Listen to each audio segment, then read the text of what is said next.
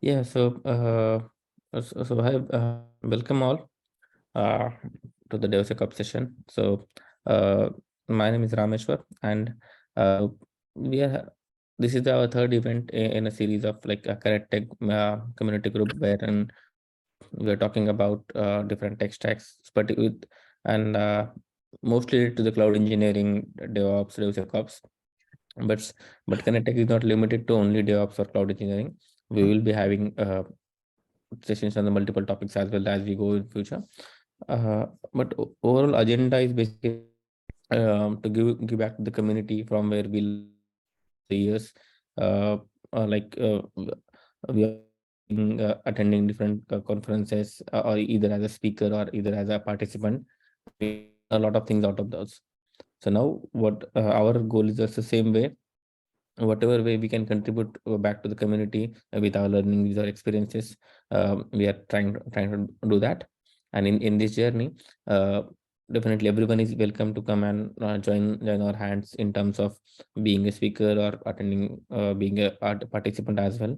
So we welcome everyone on the board for that. Yeah, and I think with this note, I will hand it over to Vaibhav to continue to the talk. Yeah, yes, Vaibhav, you can go ahead.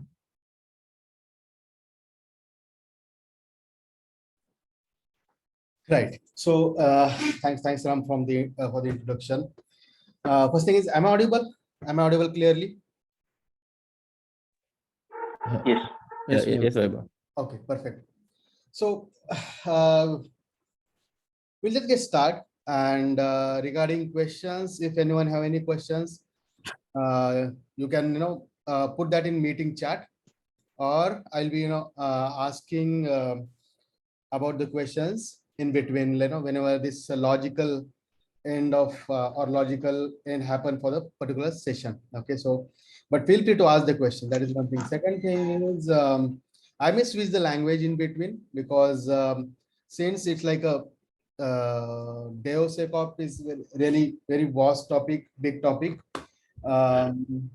We might not able to cover practically, but most of the things, like best practices, what it should be happen and stuff like that. So it become like a theoretical.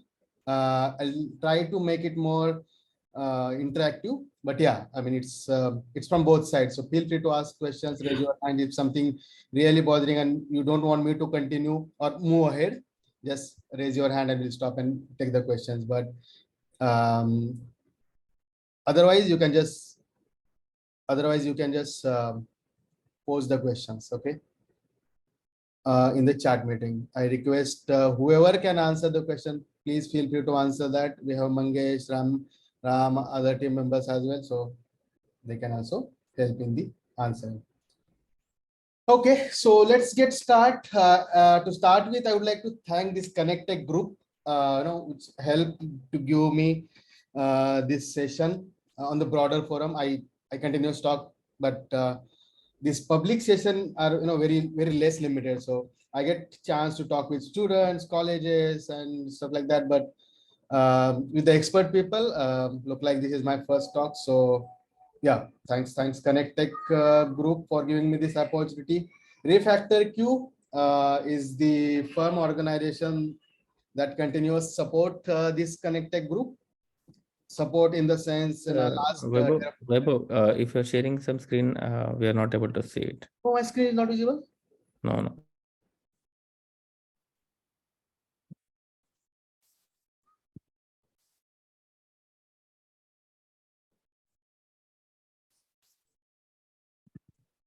Yes. Now it's visible.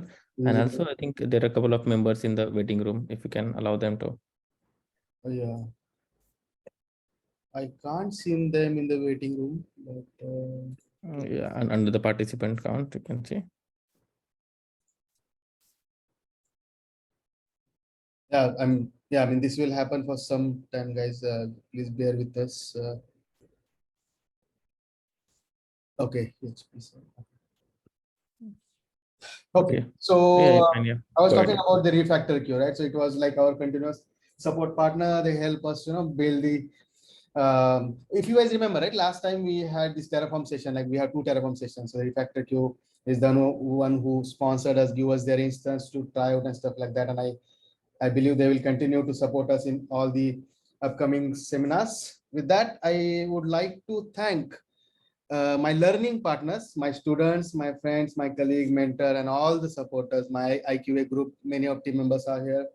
So I just thank first, okay, because it is going to be long lasting session.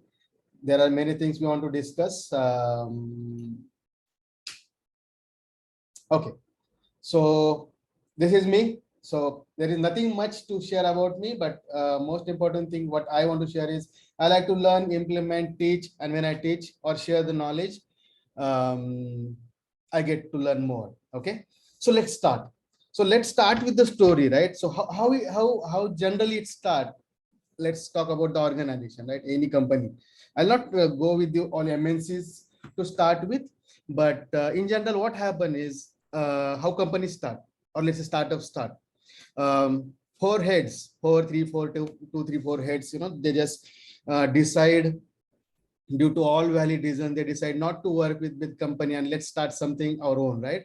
And mostly these are developers. They do develop the application, and they have confidence that okay, we can build something our own. So they just start with the development, find some idea, do the development. They need some code commit tool like Git to collaborate and stuff like that. Okay, so let's assume these are 4 developers. They started their company, they build something, put it in the Git, and hunt for the what? Client, user, right? And they give demos to all possible places, give demos to many client people, and they get, for example, some customer. Okay, good customer. And when I say good customer, that means very there is always one client, or there is always, let's say, one team member, or there is always one student who make your life hard. Okay, so you must be facing, right? There are many clients, but there is one client who always make noise. And trust me guys, with this startup and with our all what we call nasib bolte hain na, to generally startup वालों का नसीब ऐसा रहता है कि they get very good customer, ethical customer, and demanding customer. So demo went well, client liked the product, but what client or that executive says, okay, I like the demo, but what I want is, before delivering final product, I want all these things. What does that mean? I need quality. What's your guarantee of quality? What is your test coverage? How will I make sure that my data is secure? You guys are ethical, not copying on code, and that is, I mean, big problem. I'm not talking detail about that, but you are not, copying the code from somewhere and just, selling us performance. We want this product on cloud, by the way. I mean, nobody knows the cloud, but they want it on cloud, and they don't want site to go down. Then let's say if it goes down, if let's say it goes down, how will you guys make sure that you will make it up quickly, right? So what's your response time? What is your responding mechanism? What is your monitoring mechanism? So very sensible person or sensible client, they keep eye on this as well. So what at the end they want to know? Your maturity. What is your maturity of product? We are purchasing it, we are giving money, but what's your maturity, right? So demo was done, but this ask, make these 4 developers, in uncomfortable position. And now they started hunting for it. So first hunt is quality coverage, security, then licensing. So demo is okay, but they need to do it. So there are developers who really believe in unit testing. There are developers who don't believe in unit testing. I mean, they don't internally believe, but since we are asking, they do unit testing. But it's like a chicken and egg problem, guys, according to my experience. If you do unit testing, then you'll get to know the value of unit testing, or all the scanning and stuff we are going to talk. And when you get or understand the value of those things, then you will start doing it. So somewhere we'll have to start.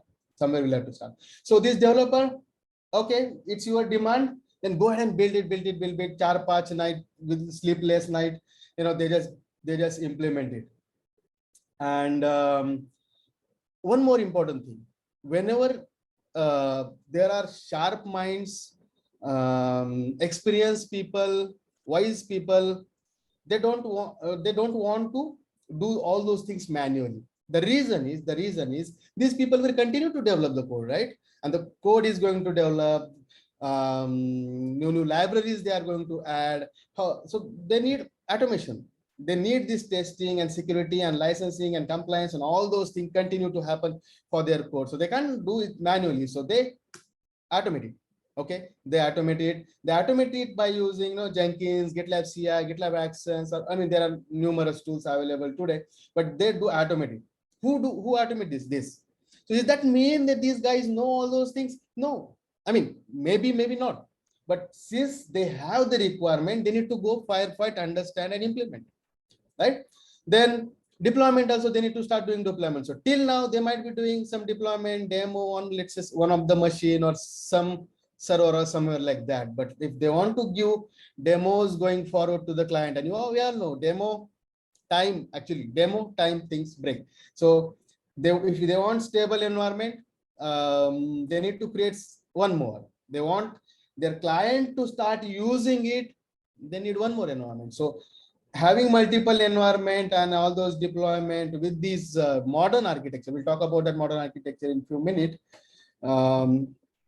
Yeah, but yeah, they need deployment. Okay, and the deployment also need to be automated. And then as we saw, they need performance, and then quality, not just unit testing. They want to know the functionality, right? How functionally it is working or what. So my services are working individually, but is my application as a whole system working properly or not? They need penetration testing because the guy want your security result, right? So that's where this becomes they're like, okay, this becomes the need. Many time it is possible that these people might not expert in the performance testing. So, or all those areas of something they can do, they do it. But somewhere what they feel is, okay, this is complex area and I cannot do it myself. What to do is, let's hire one performance engineer, performance tester, for example, or let's hire security tester, or let's say hire some functional tester, or but it's not possible for them because in general, खुद ही वड़ा पाव पे जी रहे होते हैं. And if they want to hire this highly qualified niche skill of people, they need to pay more. So what's the options? The option is look for consultant, look for vendor, some freelancer, contractor, something like that, right? So they just pay one time, get the job done, make this person happy, and okay, I mean done. But these things are continuously required. It's not that, okay, one time it's happy and next time it is not going to ask. This person may ask all these reports every time in every release. They may ask, right? So then these smart people, what they think, okay, instead of getting work done from these guys, like, okay, give me automation or give me performance, do the performance testing for us, or do me perform penetration testing for us. Can you build a framework? Can you build a code that will allow us to do all those things? For example, let's say, take example of, let's say, this functional testing, right? Can you build a framework which will make us easy to do the testing? Can you build a framework which will help us to do this penetration testing and performance testing? So they ask these guys to build a framework so that these guys, okay, just do some business intended stuff and done. Work done from these contracts to enable us to all those things. So done and put it on the cloud. There are many things required. I mean, the model very hard to implement maturely. So like a few days I was got hacked due to misconfiguration, misauthenticated credentials, all those easy putting or setting. We need many of the. And again, these guys are asking, alerting mechanism stuff. Like, the question is, do we really think do it maturely?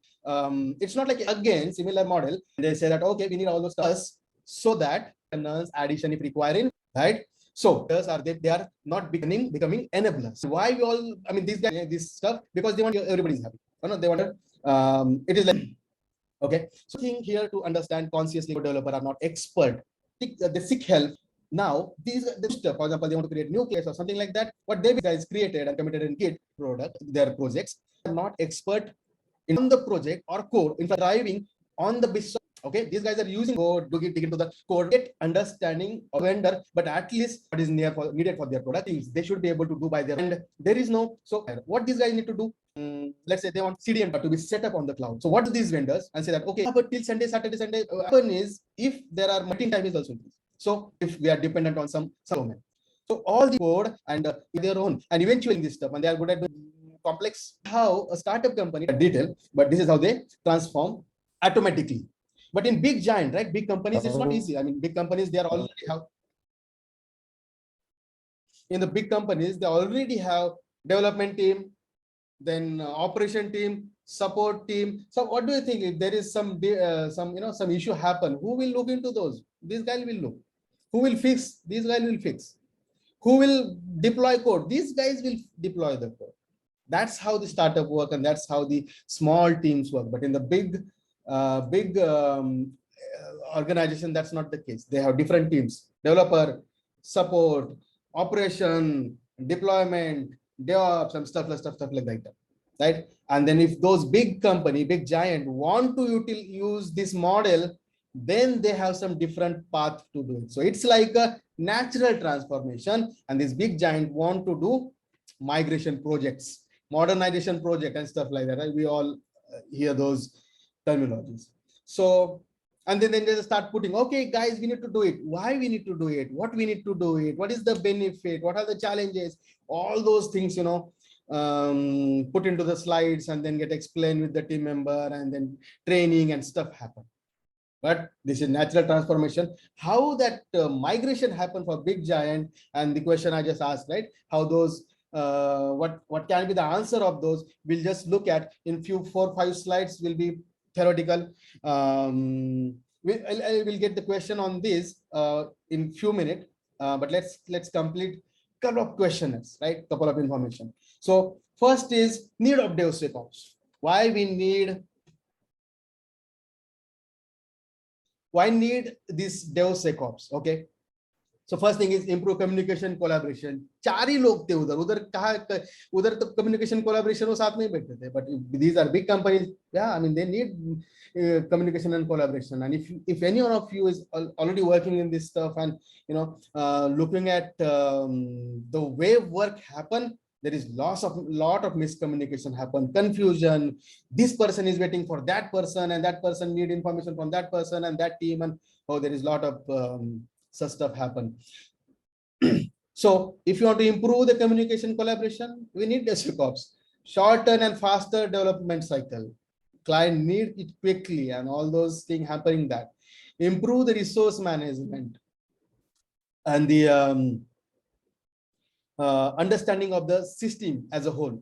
What all things I need, what is there in my system. Or if we know our system very well, we can develop, test, deploy, manage, monitor, control very well, if we know it. But I mean, to do that, it's not like 4 people. I mean, 7, 8 teams in a big company.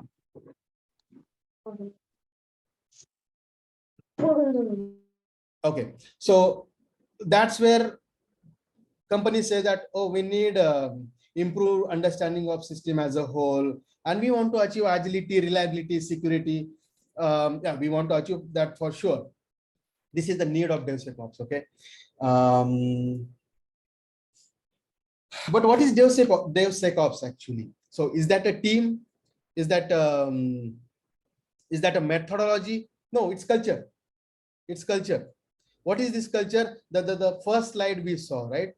Okay, what we need, whatever we need, make sure the small set of people they are able to do by themselves. And there are not big team, but one expert in each area, maybe, and that expert is not doing the work. That expert is enabling these developers, testers, or I mean the team basically, instead of calling it developer and tester.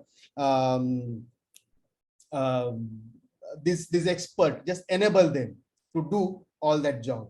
right? So it's culture, it's belief basically. And until and unless, one more important thing is, okay, this is a, this team is like this team, Guild, Scrum is in a DevSecOps culture, and their developer do all those stuff. They do the deployment, they do monitoring, and it is really hard to digest the one or the people who are coming from, or they have experience in the MNCs and big companies. So it's really hard to digest them. These people are doing all those stuff, but those are not expert, but some expert enabled them. How? We just talk about our previous story, right? So it's culture, it's mindset. It's not separate team. DevSecOps is a culture, right? Development, embedded security, each and every phase, guys, think about security, because we are not going to survive if there is a single security breach for a startup, and the company can go out of business. Not even startup, even big companies also. So, but at least big companies can survive, they pay the penalty and stuff like that, but small startup companies, they don't. So, I mean, yeah, we don't have single opportunity to have the defect and that is security vulnerability and survive. No. So security operations, it just mindset. And to be granular level, I mean, it's a team, different skill set of people work together, but that doesn't mean 5 tester, 5 system ops and 2-3. I mean, not like very small team, 1 and 2 expert in that area. Others are like maybe developers. Okay. But yeah, I mean, it's all depend on the organization. That's where I'll not go in deep about how the DevSecOps team should be and who should do what work. So I'll not go in that deep. Hey, hi Vaibhav. Sorry to interrupt you, but we just had one question or suggestion from Naresh in the chat. So it's our entire session is basically dedicated for DevSecOps, and it's really important to understand what are the benefits of DevSecOps, or what exactly DevSecOps mean before going further, right? So I'll just add couple of examples here, and if anybody else want to pitch in, they can also add in. So like Vaibhav correctly said or rightly said, it's a culture, right? When we have the DevSecOps mindset and DevSecOps practices in place in any company, or whether it's a startup or it's a big practices, are the setup wherein we are as a development team, or as any team, they get all the set what are required to improve their engineering, help them improve their development experience. So in today, if you go for the in general practices wherein we don't have all this setup, feedback loop, right? We do something, then we wait for testing to happen, we wait for and when I'm testing in terms of infra as well, right? Testing in terms of static code analysis, getting it deployed to the stage environment, perf environment, or different environments. So with this mindset and culture in place, we get all of these things. The ideal set of DevSecOps is basically when all of these things are automated and in place in a way that a developer makes a code change, he commits, and he gets all of those checks to be done by automatically. And as one of the disclaimer is, so just like when you go talk about agile, there is not a specific single definition for agile. So agile is basically what every company says we are following agile, but the way they follow, it's basically they melt it or bend, or say they use it according to what the same way comes to the DevSecOps or the DevOps or cloud engineering expert as well. Company will be having their own culture of DevSecOps. Might be similar, may be different to some other company, but it has to be good for that individual company who is implementing that. Right. So Yeah. so it's there, Ram. I mean, the things you're talking about, it's there. So I mean, as I mentioned, right, there are 3-4 theoretical slide. What it need. Let me complete that, and then we will go to that too. We have that in the upcoming slide. Sure. Yeah, sure. But one more question quickly. Am I audible quickly, or am I disturbing? I mean, my voice is disconnected or it's blurry. Am I clear? Clear. It's clear. Perfect. So what we need is end-to-end involvement of the team. So this is all about the mindset and stuff like that. So this is DevSecOps, right? Then why we need DevSecOps? What we want to achieve?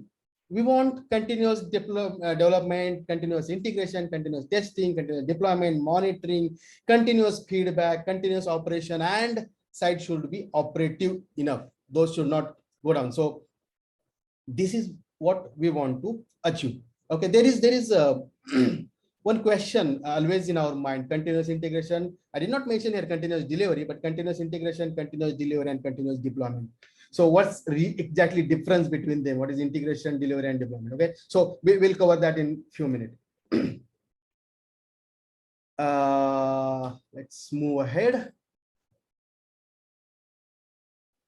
If you want to implement that, what is that? Okay, coming in, but there are many challenges. If you want to work collaboratively in a big giant, there are challenges like break the walls. We need to build a team that has diverse skills. And if you want to build a scheme in a big giant, it's not easy. Like people, we are pulling from one team, another team, and what is happening is there are different managers and all those logistical challenges. So breaking the wall between the team and between the people too, between the team and between the people, it's really challenging. But yeah, I mean, if you're not right, it will get done. Process driven mindset, so that is also one of the problem. Like process, oh, this is my process, we want to do it this way. No, there is 3 days of SLA and 3 days of time we need to fulfill this requirement and stuff like that. If these process driven approvals and compliance and handoff, those are required, but understand the need and try to shorten them or minimize them. But the process driven mindset are really challenging. Lack of patience. Teams start it and okay, it should, it should start yielding the result. That's not possible. You need to give some time, right? So team need time. Team people need some time to adapt.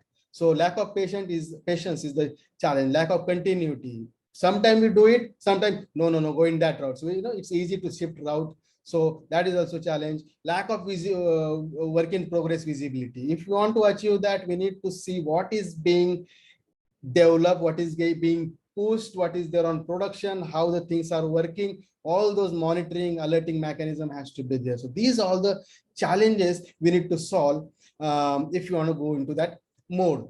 But who is going to implement that? ऊपर के लोग बोल देंगे we need to go in that model, but actually who is worker? We are engineers worker, right? And what are the engineers challenge? To understand all those ecosystems. Developers has their own ecosystem, operations have their own ecosystem, support, SRE, automation, everybody has their own ecosystem, tools, methodologies, ways to do's and don'ts and stuff like that. We need to understand them, but it's not one day or one course or 6-month time span. We need some people, some expert who will enable us to do them, and gradually we will understand that. So yeah, that's not one course or something like that, right? But let's see, if you want to implement it, we have to start with somewhere.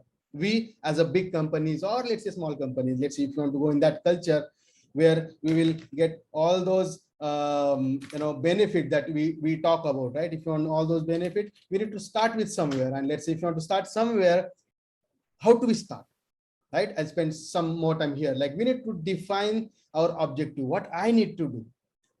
What I need to do is I should have built-in security, built-in testing, one-click and quick deployment of everything, whatever is required to deploy this infrastructure, database, application, whatever is required, right? Small time, within less span of time, I should be able to do it, and anyone should be able to do it. Who should have access and stuff like that, that is different thing, but the tools and mechanisms should be able to do that. So define your goals, speak the outcome, then the action important.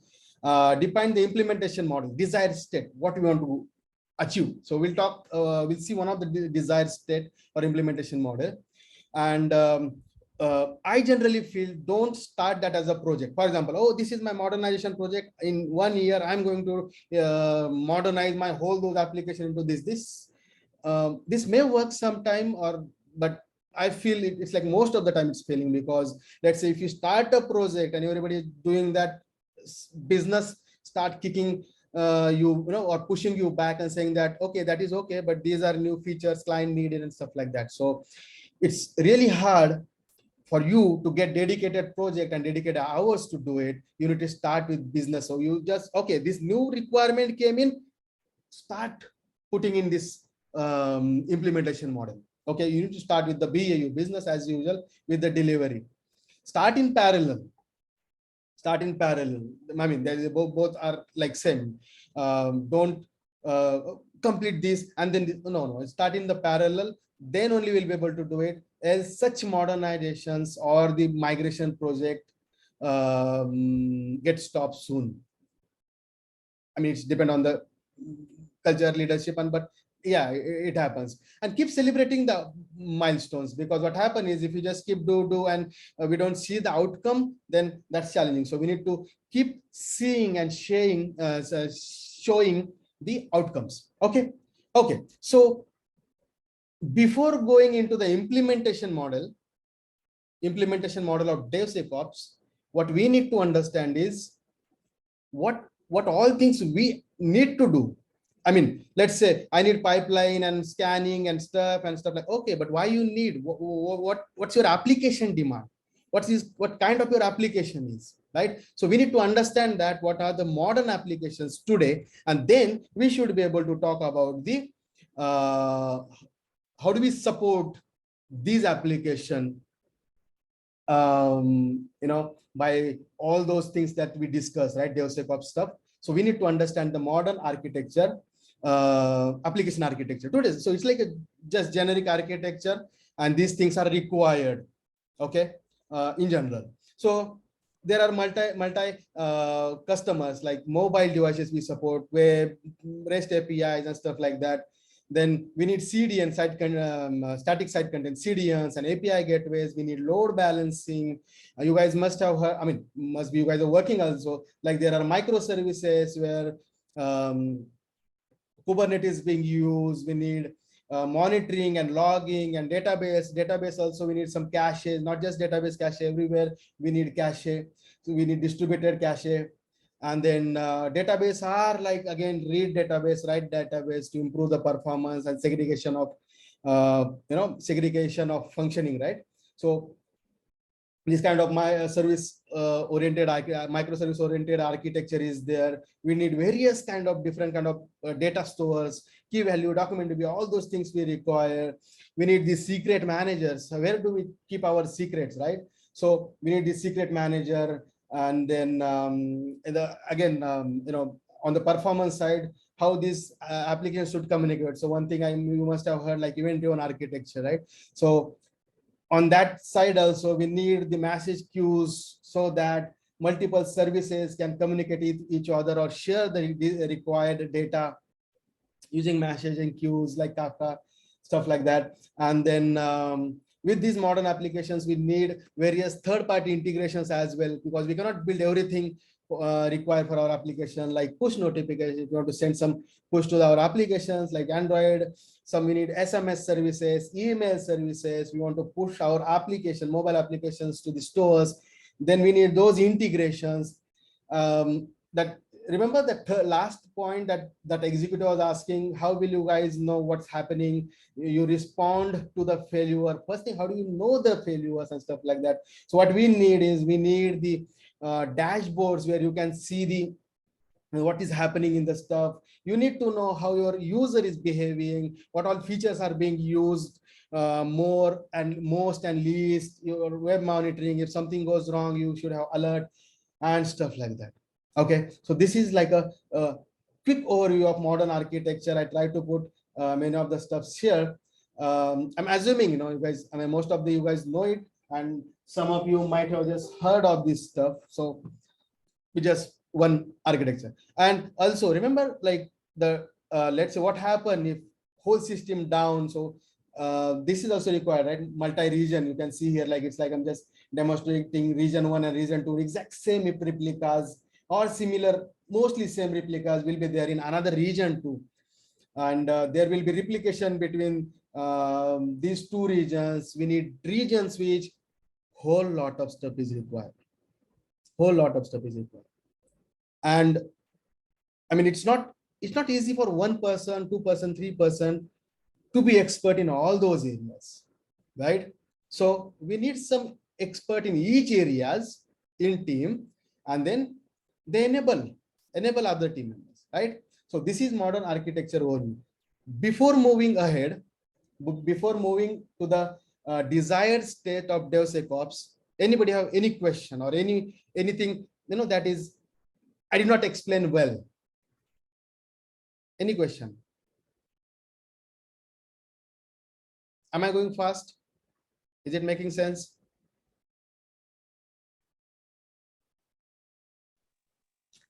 Am I audible? Yeah, good so far. Okay, so there's one question, I guess. Naresh asked, like, we have dedicated JDs floated for DevOps and DevSecOps. So according to my view, and we have Mangesh and Satish expert here, they can also add. But when the JDs float like that, right? I need DevOps or DevSecOps. So sometime the one who is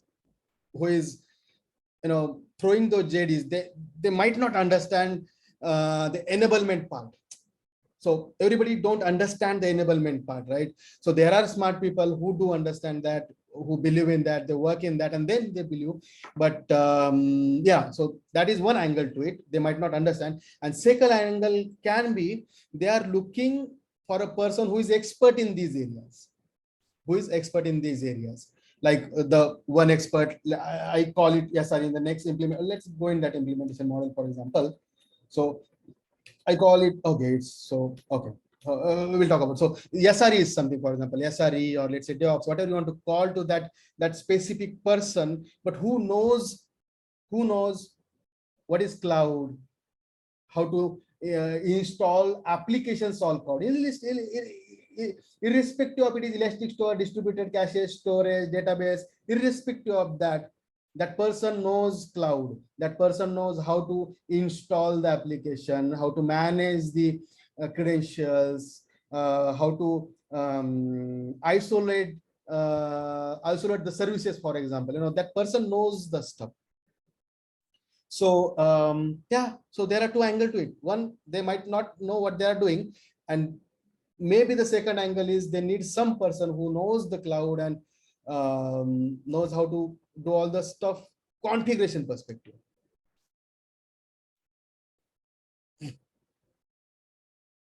Yeah, DevSecOps. Yeah, I'm coming to that. So let's talk about implementation model. Okay, so how things work. So okay, SecDevOps and DevSecOps both are same, I believe. If there is any difference between SecDevOps and DevSecOps, Satish, Mangesh, you can put your thought there, please, in the comment. But what is, let's say, security angle is inbuilt security. Whatever you are doing, starting from requirement, you should think about the security. To development and monitoring, you should think about the security. Each and every phase of your SDLC, you should think about the security.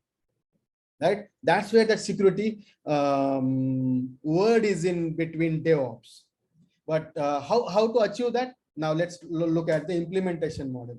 So development, what we need to develop is the same. Okay, thanks, Satish. So developer need to code in various programming languages, right? They need code scanning. What all things to scan?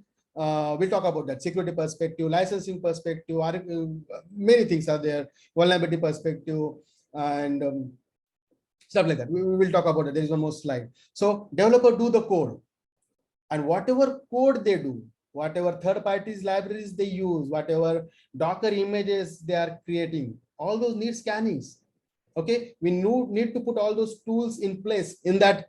Remember that pipeline automation that those gears were spinning up? We need that automatically.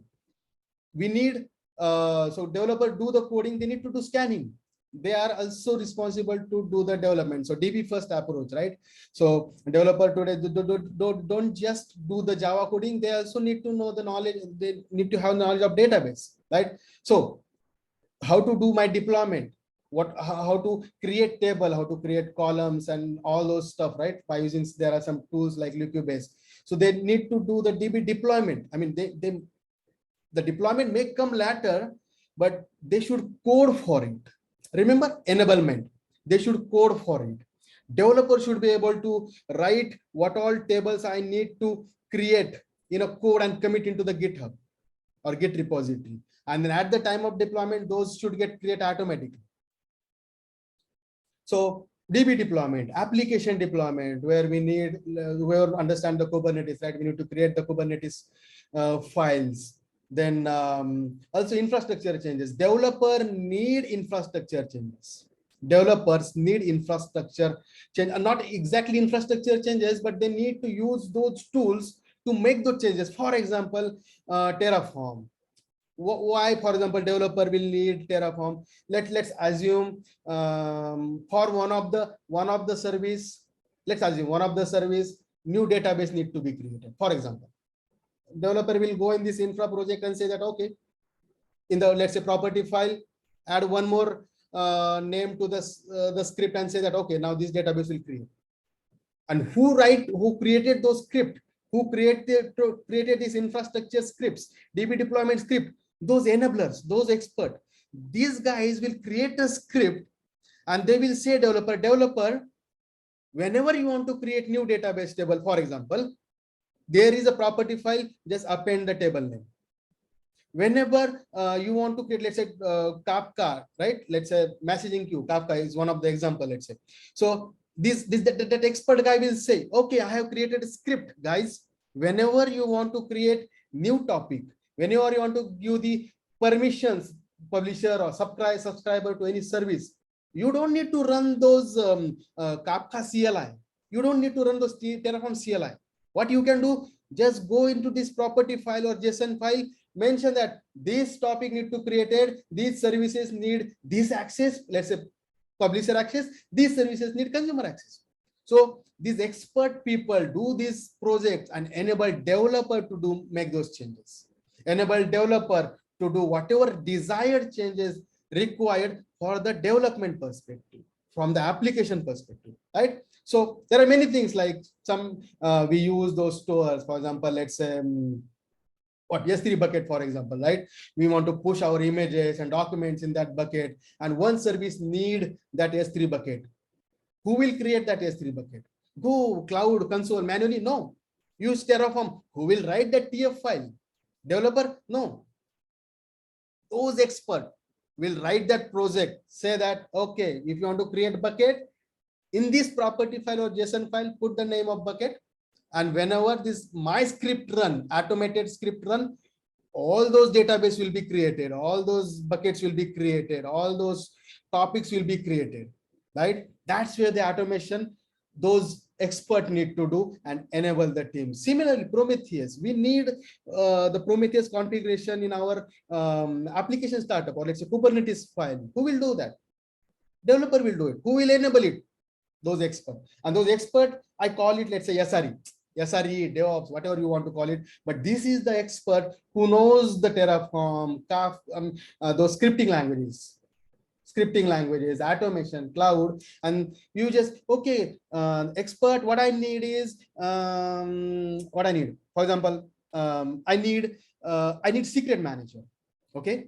So create secret manager for us. So this expert will go in console and create secret manager. No, he will create one generic project and then come to developer. Okay, this generic project is created, guys. Whenever you want to create any new secret, put it in your code. Where to put, how we'll see some examples, right? But that's how this enablement happens. Yes, sir, you would creating an infra DevOps, or in modern cloud engineers would be doing that. Okay, that's where I'm saying. SRE, cloud ops, whatever you guys want to give the name. I'm talking about the expert who knows that model. Naming convention is different in different organization. That's I agree with you, Naresh. But again, irrespective of what we call them, those are expert in that area. Just let's take it as a generic, please. Right? Yeah. So whatever code is created, everything has to be code, nothing, direct changes or let's say console changes or CLI. No, everything need to code. All deployment, DB, code, application, infra has to be code. And that code should be pushed into the code repository. And there are some additional stuff like pre-commit checks. So just don't push code into the Git. There are pre-commit checks we can do. What are those? Let's see if time permit. I have that slide too. We will check. We will look at that slide too soon. Okay. So coding is done via pre-commit check, goes into the GitHub, and then come part into that continuous integration, the pipeline that Ram was talking about, right? So whatever code is committed, build code, scan the code, create artifactories or Docker images or whatever, push into your registries, do the unit testing, deployment of the infra and app, do the deployment of infra, database and app. I guess we'll be able to cover that slide, how that actually done, and run the functional automation, non-functional automation or non-functional testing, build the quality dashboard. So this is what required into the continuous integration, development and integration. Okay. So any question or shall I move ahead?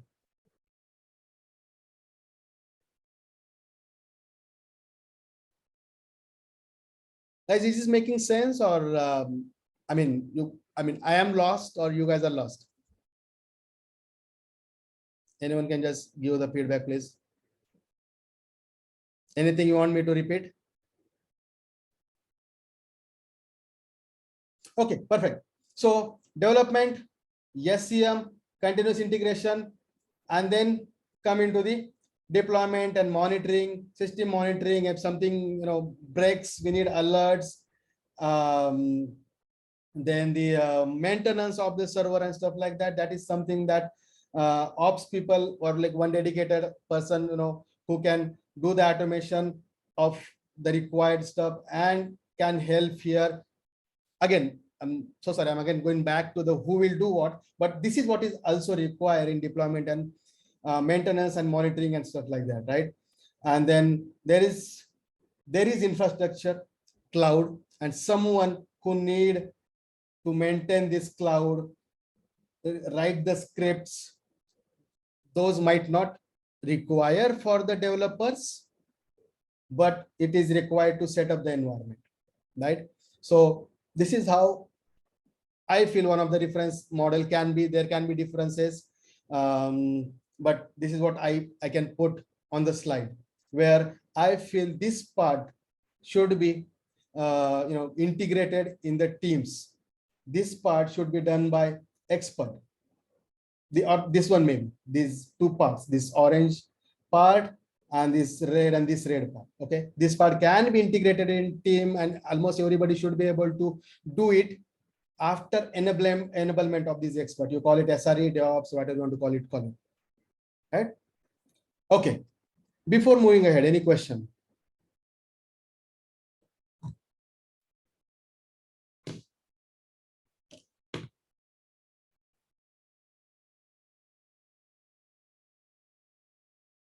Right. It is first thing.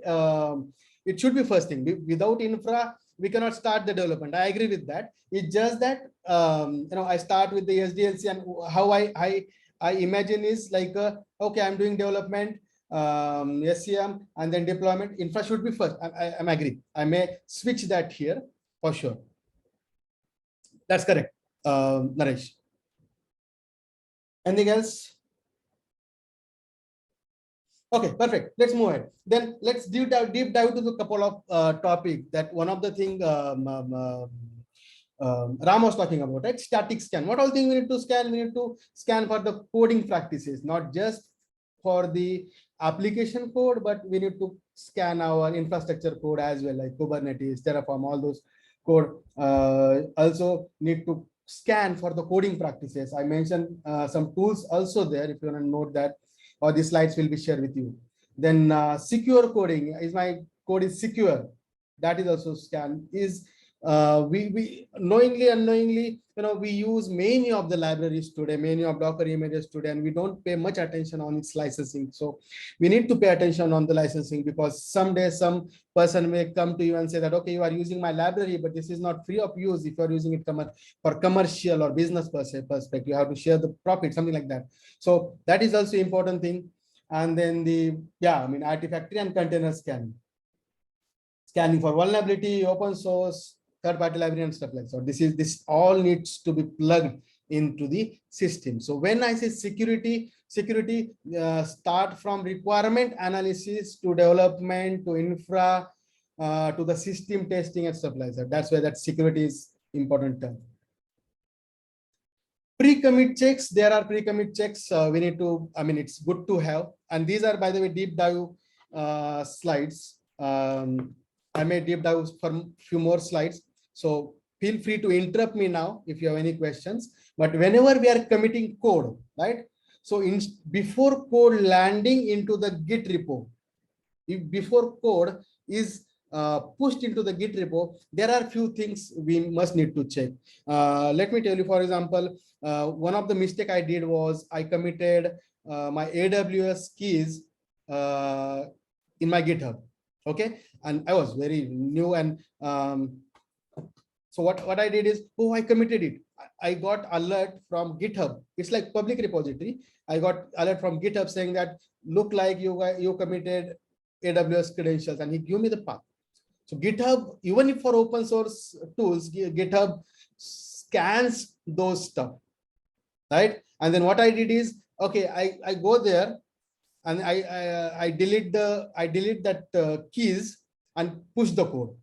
But will that solve? No. Why it's not solved? Because there is a commit underneath. Anyone can go back to that commit and look at the change, because it was a public repository.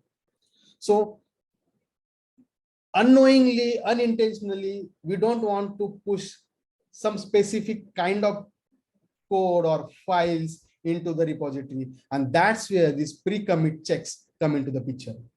That's where these pre-commit checks. What we need to scan, like secrets, and sometimes we need to check file size, file formats, any links to it, permanent or let's say symbolic links, any data transformation if you want to do, that is also important, right? So yeah, these are pre-commit checks.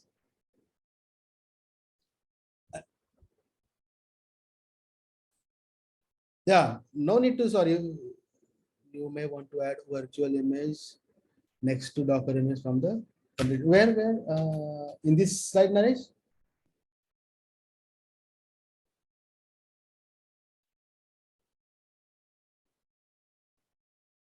Here. Sorry, this slide, static scan slide. Okay, just yeah, statics. You want to add virtual image next to Docker image from the completeness perspective.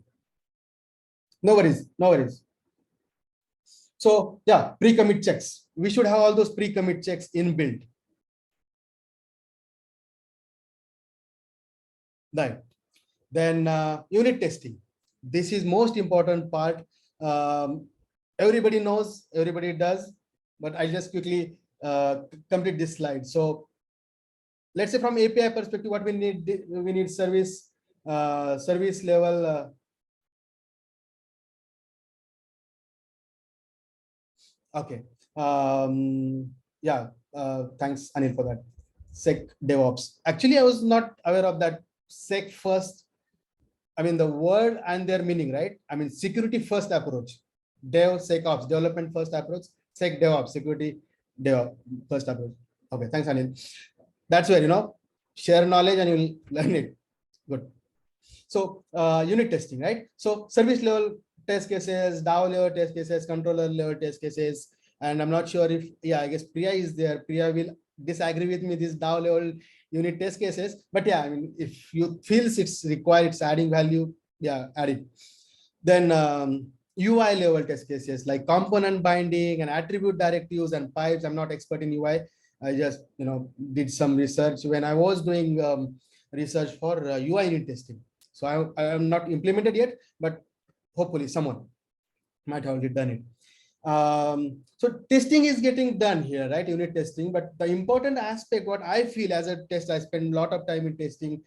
So what I feel is service level unit test is okay, but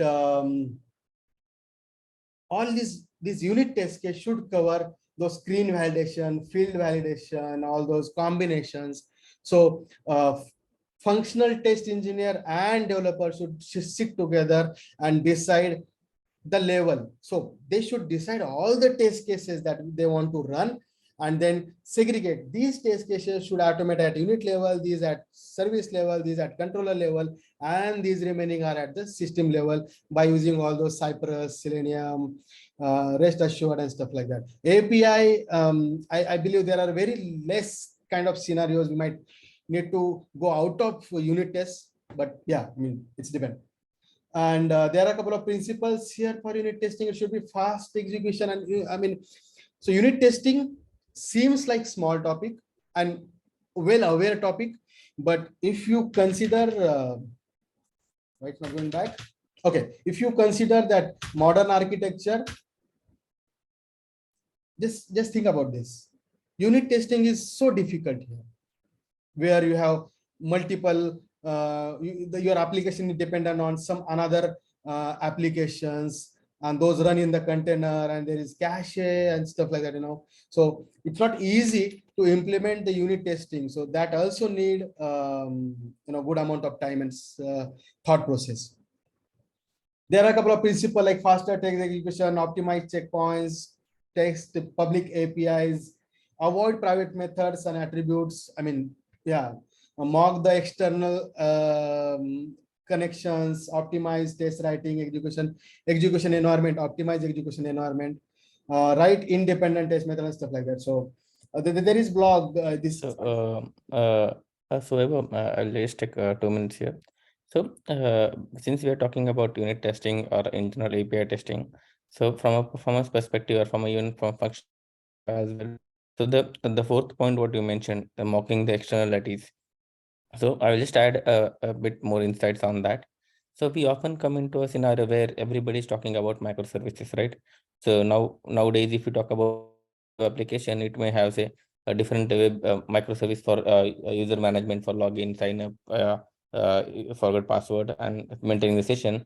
And there might be different other microservices, let's say. And now consider an application which has say 2 or 3 different APIs with the multiple endpoints, and you wanted to do the testing of it in terms of functional testing, performance testing, or any kind of testing. It's always become tedious because of there are dependencies to the other services or the external parties. So the best way to test it out and benchmark your individual APIs is to mock all the external services, and then just unit size and unit test your the smallest service in itself, rather than having any of the external connection first. So that is the approach which basically most of the good companies follow, to first benchmark their unit size, their individual application, and then from onward go to the next application or next integrations, and then do the integration testing. And what it helps, basically, it helps to let's say for a stakeholder, I am having an application which has say 5 microservices, and I want to know, okay, what is my end-to-end say performance or response time. Then how do I get to know that, okay, what is the, without having any APM tool or without having any logging and mounting in place? Because if you talk about startups, not every startup is having the luxury to have all the tool sets what we are having, because it also comes with the cost, either the purchasing cost or either the consultant or a person who is implementing that the tool set cost, right? So then in that scenario, is to add a in our code debugging and just mock all the external services, test it out, okay, how much time it takes, and then you can build up a scenario where, okay, for this service 1 it takes this much time, for service 2 it takes this much time, and that's how you are end-to-end visibility, even in a startup as well or a small organizations as well. And that is where this mock operations, and there are so many tools free of cost available for mocking. Even you can mock the API responses, you can mock the random data as well. There are so many tools available out of as a free on the internet. Right. Yeah. The mocking is important. I mean, without mocking unit tests is, I mean, almost kind of impossible, because there are a lot of integrations, right? Lot of integrations, and mostly what happen is the small, like small companies, right? They drive on some third-party data or third-party connection, because everyone cannot implement everything. And let's say, as Ram was saying, let's say if you want to run performance testing and bombard all those requests on their server, they are going to kick us out, right? So yeah, mocking is important. Okay, perfect. So this blog I was talking about, if you are unit testing learning aspirant, read this blog, 7 Sin of Unit Testing. Functional end-to-end testing, I will just say that, okay, that needs solid framework that will allow you to focus on your test intent. So this is test intent, and all the others required stuff should be taken care by framework. So you can look for the open source framework, or if you want to build your own, you can build. But at the end state, you should drive through framework, so that in your delivery cycle, you should be able to focus only on business intent. Okay, infrastructure deployment. So there are 2-3 slides. I want you guys to pay attention and add as much as what ask questions or anything missing and stuff like that. Please add it. So infrastructure deployment changes. And this is before any deployment. I start with the infrastructure deployment. So infra changes should be a code. Infrastructure as a code for sure, right? Creating environment, installing, configuring tool, managing access has to be there in that infrastructure deployment. The code should be well organized and categorized. For example, the infrastructure changes, those are driven by development team, or developers want to make such changes. Like I was talking about, create the Kafka topics, or create the secrets, or create the database, create the namespaces and S3 bucket and stuff like that, right? So these things are required by the developer. Separate them out, so that you can just give access to the developer and ask them, okay, make changes here, and review and push, right? So we'll categorize and organize your infrastructure as a code. Some changes might be giving permissions, like giving accesses to, let's say, new team member, or creating new service accounts, creating new domain name, creating auto scaling and stuff like that, right? All those mostly driven by DevOps, SRE, whatever those experts you want to call them. So just segregate them according to their who is going to use, according to their isolation, whom they want to give access, and whom they don't want to give the access, who is going to execute and stuff like that. According to that, organize all those projects. Be cautious about forward looking and the declarative changes. When I say declarative, let's start with the declarative changes, right? Terraform is the declarative change that we learned in last 2 sessions. Like mention the state, what you want. So after running this code, how your infrastructure should be look like, right? So it's a desired state. Run the script, and whatever mentioned here will be there on your environment. If something is not mentioned here, will be removed or terminated, disposed from the environment. If something new is mentioned here, new will be added. Something modification is done, existing stuff will be modified. So this is desired state, right? So be cautious about that. So what happened is, let's say by any mistake, if code pushed, things will get terminated or disposed or destroyed. So be cautious about forward-looking changes, and be cautious about declarative changes, and be cautious about the forward-looking changes. Means, let's say DB deployment is the forward-looking change, right? Where version 1 apply those migrations, version 2, then these migration on top of existing migrations. It's not like delete everything previous and apply again, or if the previous insert query is not here, delete that. It's not like that. It's forward looking. It just keep applying and applying and applying over the top and on the top and on the top. So this is like a forward looking changes. One of the example I'll give here is why we want to be forward looking change, and that I faced recently is let's see if you want to roll back those forward looking changes, right? How do we roll back that? Even if the tools are supporting it, but just think about that, roll backing those forward looking changes and the roll backing the declarative changes, right? So be cautious about the behavior of these tools, how these work, and think about rollbacking always, because never know, we might need to roll backing, right? Deployment code must be reviewed and auto scanned like our regular code, because treat this as a production code, and it has to be reviewed via merge request, proper commit messages, auto scans and stuff like that. There are tools there. Avoid means no manual changes, and if some manual changes are done there, it should alert. Alert means, for example, let's say some version is manually updated on the server and that is not matching with the source code. You should continuously compare, for example, right? Or find another good tools or approach to the comparison, but make sure your source code, your infrastructure code, and your environment is in sync. There is no mismatch between that. There are a couple of tools like I guess CubeDeep, TerraDeep. Those help you to do this comparison, difference, and alert. While making all those configuration as a code deployment, DB deployment, always keeping in mind multi-environment approach, because we need to do that deployment, all those multiple environments, right? So keep always that in mind. Continuous deployment and rollback are the important stuff. Anything is, if you want to add, please keep putting into the chat. And the secret management, everything that we are relying on, every tools, every integration has the secrets, password, paths to connect, right? So manage them well, don't hard code and stuff like that. Try to inject them in your tools or services, right? If we get time, we'll talk about that injection too. Any question on this? Any addition, anything you want to add? Satish, Mangesh?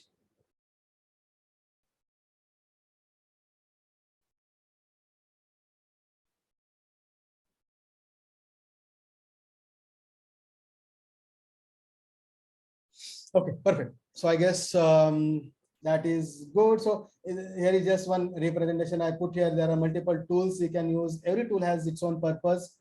And these are a couple of stuff examples, for example, what all things we need to do and stuff like that. Let's talk about the database deployment. After infrastructure deployment, talk about the database deployment. So use migrations, by the way. I mean, migrations tools, versioning tools to do the deployment. Avoid because these tools are now well mature, what that Flyway, Liquibase. These tools are very much mature. So try to use those tools, open source tool. They use us whatever handle we need to do, right? So use those migration tools. Use separation of concern principle for database as well. Whenever you feel you need that data to be abstracted, you can just segregate them for the service. Try to avoid shared database. I mean, single responsibility principle, right? Try to avoid shared databases.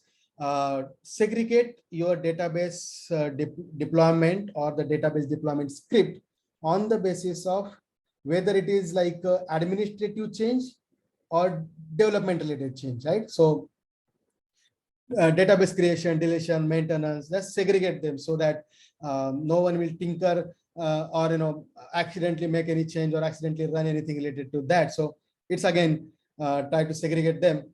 Use versioning that I just talked about. This database administration related changes, good to plug with the infrastructure as a core project categories.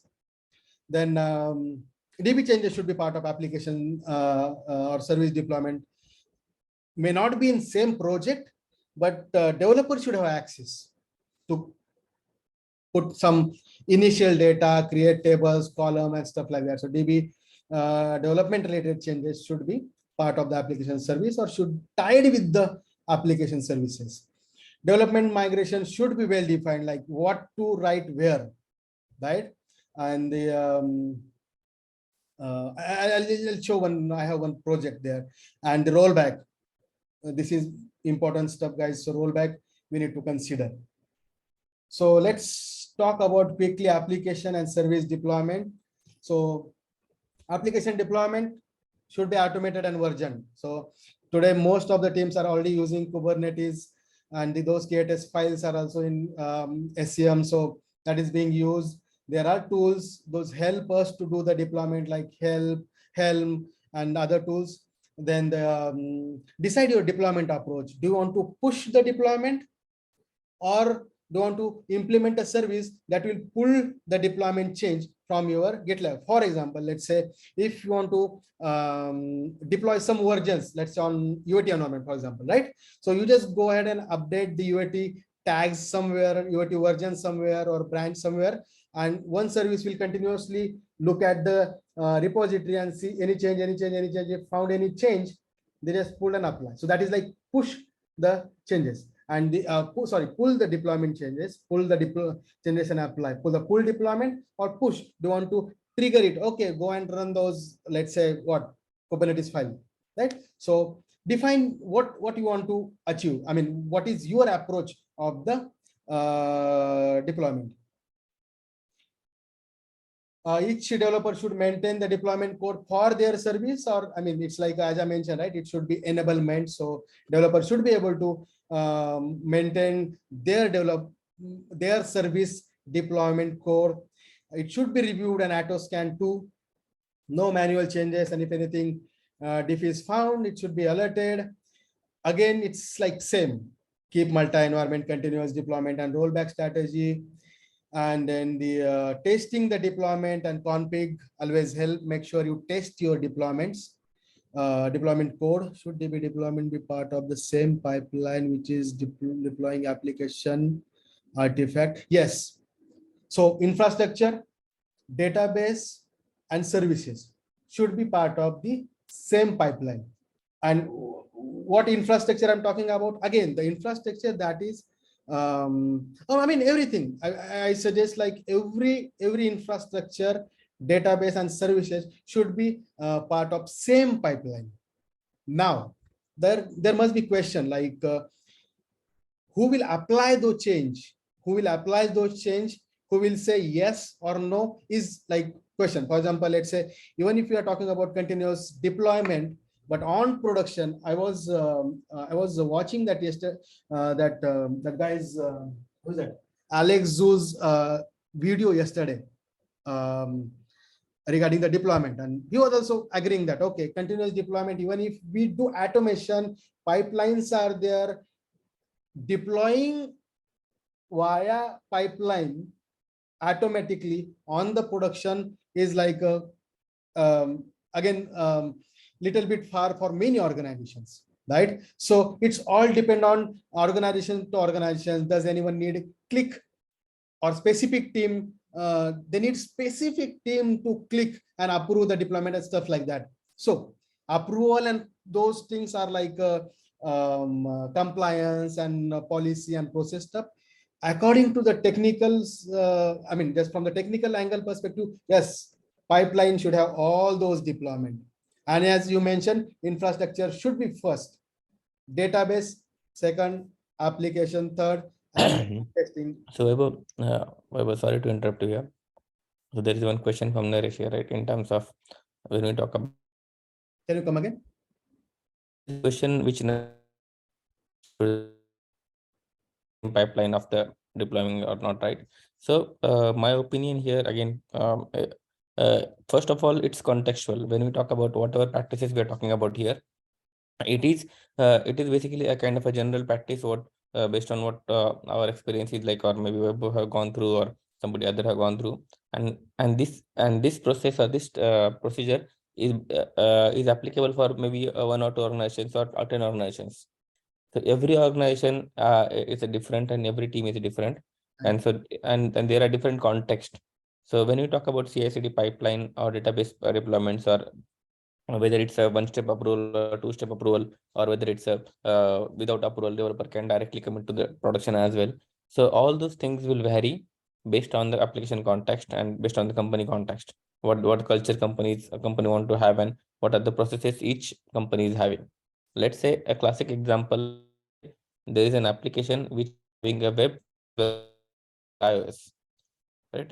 If a same product has a three versions of it product or three platforms, then even though they pretty much would like to do one click, there are at times, for example, say if you are releasing something on iOS, it takes at least few hours to get it approved and get it deployed available for the end user.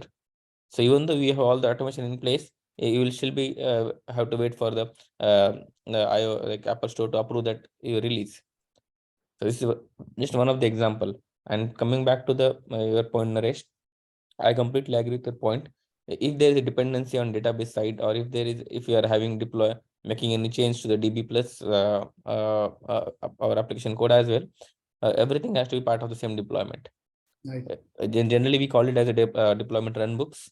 So the in the DevOps or SRE world, you can call it as runbooks, where runbook basically required to carry out to say, okay, I have done the deployment. Does that helps answer your question, Naresh?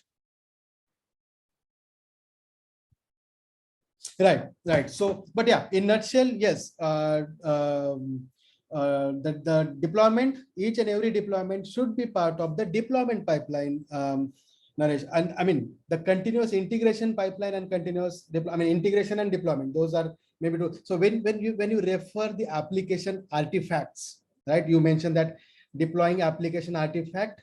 So I can read it two ways. Application artifact means, am I pushing jar, or am I pushing my image to Artifactory or Docker content, Docker repository? If you are talking about that artifact, then no, maybe not, because that is part of continuous integration. What I'm talking about, the continuous deployment pipeline, where the deployment will begin.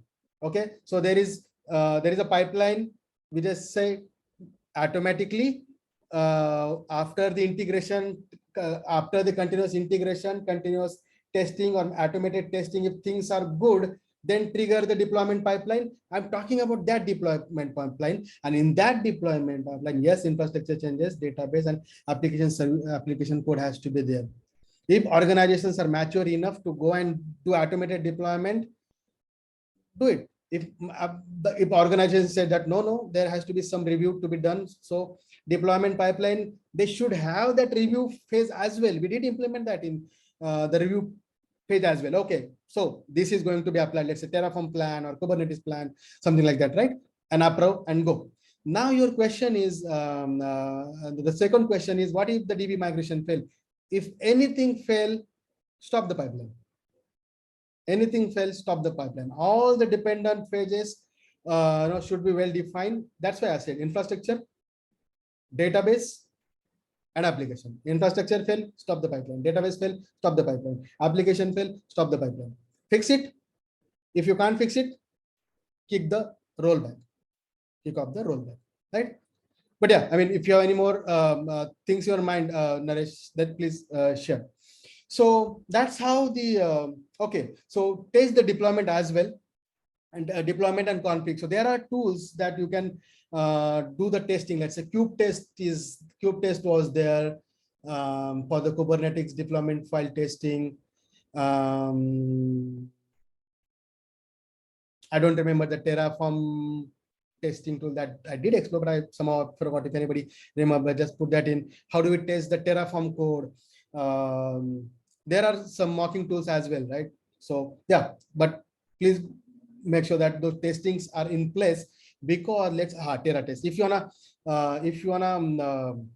depend on, or if you want to have continuous deployment, then all the checks are necessary. Else there will always be a person who will be sitting there reviewing and waiting for the click, approve and click. So yeah, the testing should be inbuilt for each and every place. There is interesting topic, the deployment pattern. So this I I skipped actually, but yesterday Ram said that, okay, can you just include that deployment pattern too? So this tech world with Milan, I found this image is, very good. So I just copied that here, the deployment pattern. So there are various deployment patterns: blue green deployment, canary deployment, feature toggle, dark launch. Dark launch, deploy everything in one go, and then A/B testing. So there are various deployment pattern. So for now I'll just skip going in detail and move ahead. Okay, so monitoring and alert. Yeah, we need monitoring and alert. We need web monitoring, where we'll check, is my application up from all the various regions, locations, usage of my application, analytics. How is the use using my Vaibhav, sorry to interrupt you. Just a time check. Yeah, that's where I'm coming Yeah. going fast. I know. Yeah. So, uses of monitoring analytics, third-party service monitoring. Let's say if we're using third-party services, let's say domain services, FTP services, whatever services we are using, third-party services. We saw that, right? That push notification and stuff like that. If any third-party services, we need to monitor them, their services, so that our applications, will not fail because of them. So yeah, monitoring is there. Server monitoring, we should do all those monitoring. Service monitoring, we need to we need to monitor the logs for any specific exceptions, and there are tools, to just look at the exceptions and predict server failure or what can fail and stuff like that. So see if that can be plugged. DB monitoring, and we should have the alert and stuff like that. So that's where I'm ending the topic here, and trust me, it's just logical end here, because there are a lot of stuff to discuss, because this topic is vast.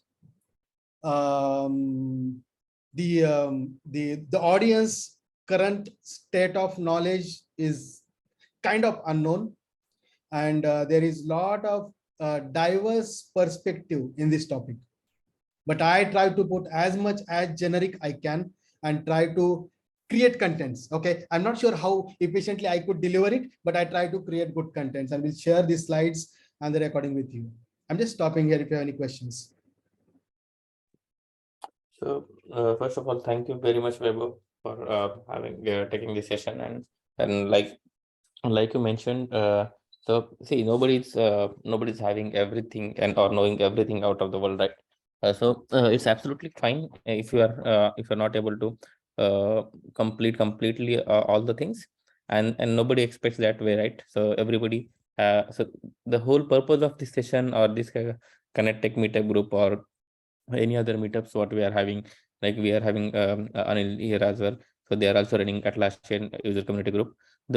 And why we run these community groups and why we have these sessions is basically to give back to the community we got over the years, right? Or from the whatever speaker we are having, right? So the whole agenda is basically we will put forward our thoughts, we'll raise the topics. Okay, these are the contents, and we all are open to accept and to have a feedback sessions, to have a more brainstorming sessions like what Naresh suggested. I think let's have a follow-up session where we don't have any slides to present there, but we can just have a kind of a brainstorming session to, okay, let's talk about, say, take one topic, say CI/CD pipeline, and then we can just get to know individual thoughts, get to know, okay, how different companies are using different methodology, different practices, different processes, and it will be a good learning for all of us as well. You want to add anything, like Naresh or Anil?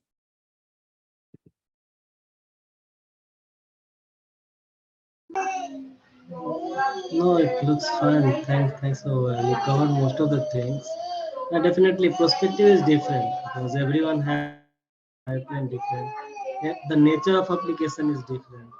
Like some of the point you mentioned, database deployment. Exactly, some people do that application deployment by CI/CD pipeline and DB deployment manually. Still, even having a good mature CI/CD team or DevOps team. So definitely nature of application, even technology also. If you have a single application written in 3-4 technology, like UI in different, application in different, some utility is in different. Okay? So those all required decision that how your CI/CD pipeline will go. So that's depending on kind of application nature. Sometimes selecting tool is also depend on organization's nature. That what approved for you. Like we talked about security first or not. Earlier also we are writing, right? But if you see number of organization following ITSA compliance, right? So before writing the code, they are having some provisions, some standard documentation and all. So be it a tool, be it a practices, they are kind of bringing security as a first. The naming convention is quite different. Everyone using a DevOps, using a development only, who is doing everything, right? So if you have a small team, environment provisioning, code writing, deployment, even taking a call from your client, everything is doing by the single team.